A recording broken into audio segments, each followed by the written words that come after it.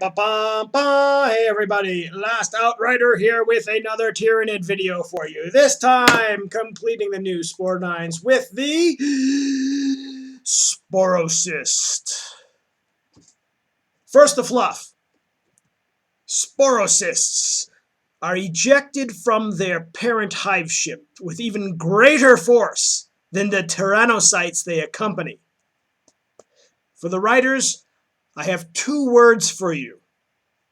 Terminal velocity. Never mind. Once they make planetfall, they will spread their chitinous shells and burrow under the skin of the planet like ticks digging into an unprotected flesh. That's assuming that falling from orbit does not already bury you into the planet, which would be quite surprising, but let's say it doesn't. Let's say you fall from orbit and it makes no hole at all. They can burrow into it. Once embedded, the Sporocyst coughs out clouds of polluting microorganisms that denature its host planet's atmosphere until the air itself is ripe for digestion. Okay? When threatened, these creatures will squeeze out the flaccid spore forms they carry. These smaller bioforms rapidly inflate to become either a cluster of spore mines or a larger, deadlier mucilid spore.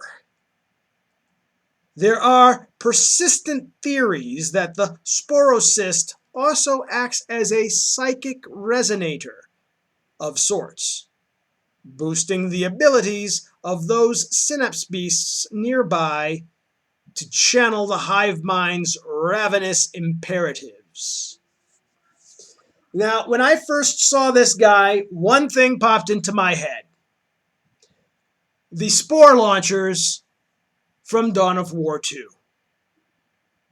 That's how I imagine these things to be. So it's going to be a little hole, you know, the little green things that shoot out spore next to the hive generator. Yeah, that's what these guys are basically. They made that for 40k is what I think when they created this thing. So let's see what it does.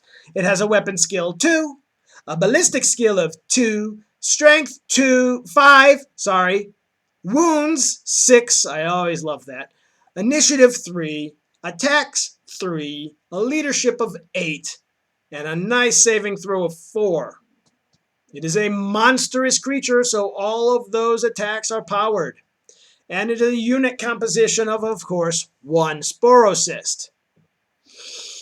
It has 5 Death Spitters for its weapons and biomorphs. Its special rules are fearless, and interestingly enough, it can infiltrate.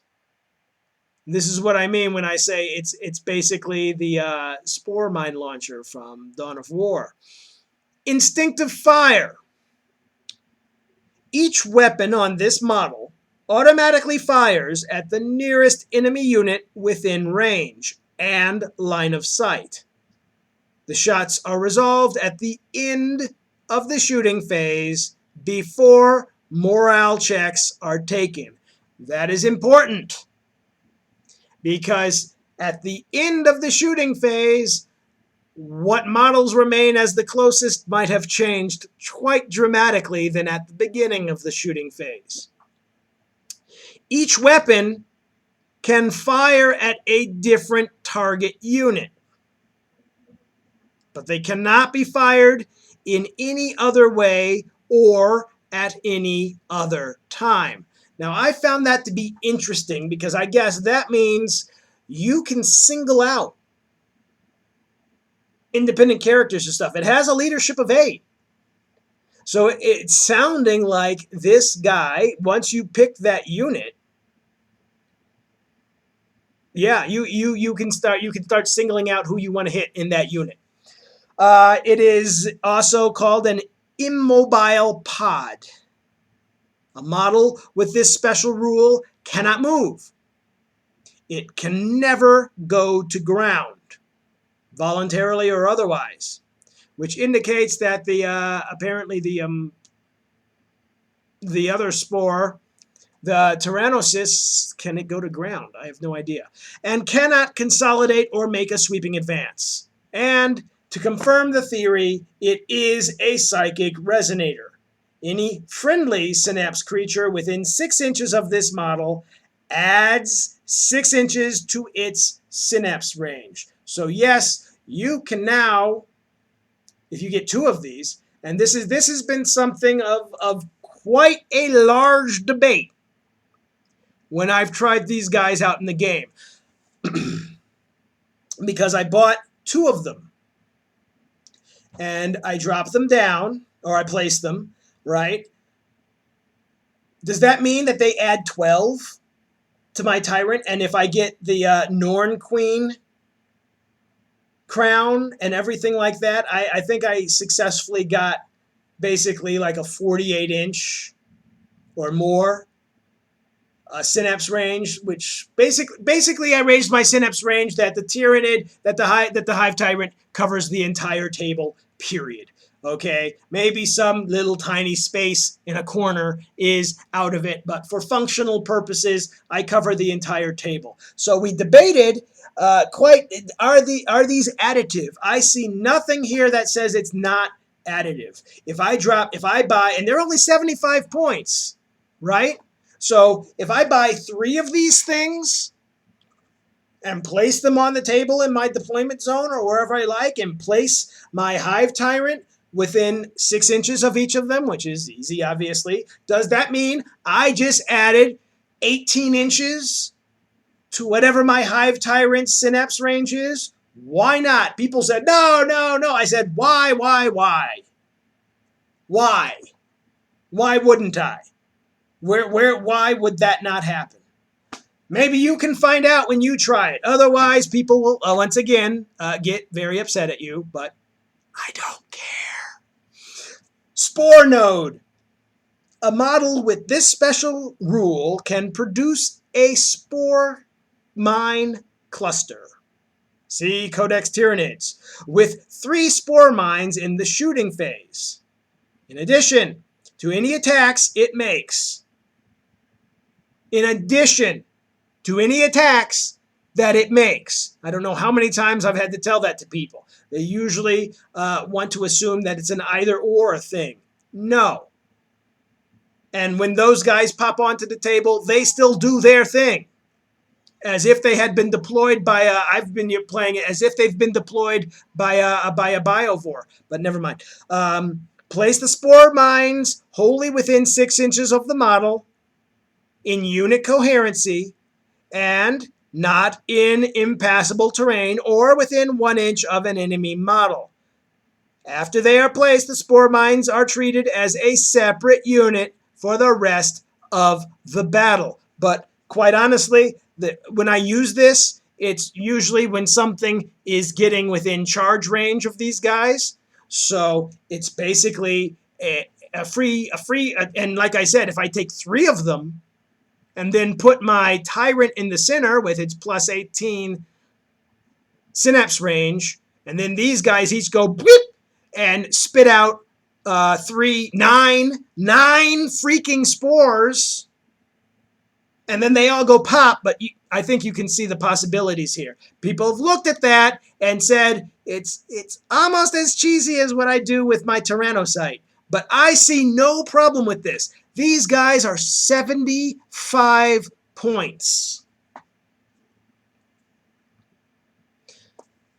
You're not missing anything. It's 75 freaking points. And that's on top of the, I always upgrade them to the 5 Vino Cannons. If you don't know, their options are they may replace all 5 Death Spitters with one of the following.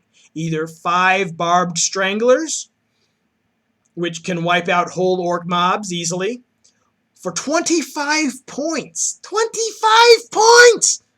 Or my favorite, 5 Venom Cannons, because they're Strength 9 monstrous creatures, so that makes them basically Strength 7 Venom Cannons. And 5 of them. 5 of them. Yeah, it's weapon skill 2. I don't care. It's 5 of them. And if you put your Hive Tyrant right in the middle of it, like I said I do, which is amplifying his synapse range by 18, and you now get 15 venom cannon shots, you don't give a shit about the weapon skill, the ballistic skill too. You don't. And on top of all of that, they will each launch a spore mine, so that's 3 more attacks, and you haven't even counted the Hive Tyrant yet. It's insane for a very, very small amount of points. Try it. It's very nice. Yeah, that's, what else do you need to say? They're awesome, just like that. Try it. Let me know. Oh, I didn't talk about it. The infiltration. That's the other thing, because if you've watched all of my other videos, you know I am the infiltration otaku. Okay, I love it. So when I have the brood, the Gene Stealer broods, either the urban brood or the forest brood, and my lictors are out there, and my pheromone trails, and these guys infiltrate, so I don't have to put them in my deployment zone. That's where I use them. So, I also used it with the Mall Walk. Okay, so I have the Mall Walk, and it makes its tunnel. You see what I mean? And the tunnel pops up on the other side of the table or wherever I want to put it. And I've strategically placed these guys as to where I want to go. Now, normally in the table corners sections or things like that, I usually put this right in the middle of the map. And what I do is I put 3 of them down. You know what I mean? And then I make the Mall Walk tunnel come up in between all of them. And then you get your little Warrior Prime, because he's an infantry. He can pop out of that then, and then have 18 inches instantly added to his synapse range, which is what I'm saying. You basically cover the table, and I give him the Norn Crane Crown as the Tyranid relic. It's nice. I'll let you think about that. It's incredibly deadly nastiness. Until next time, bye.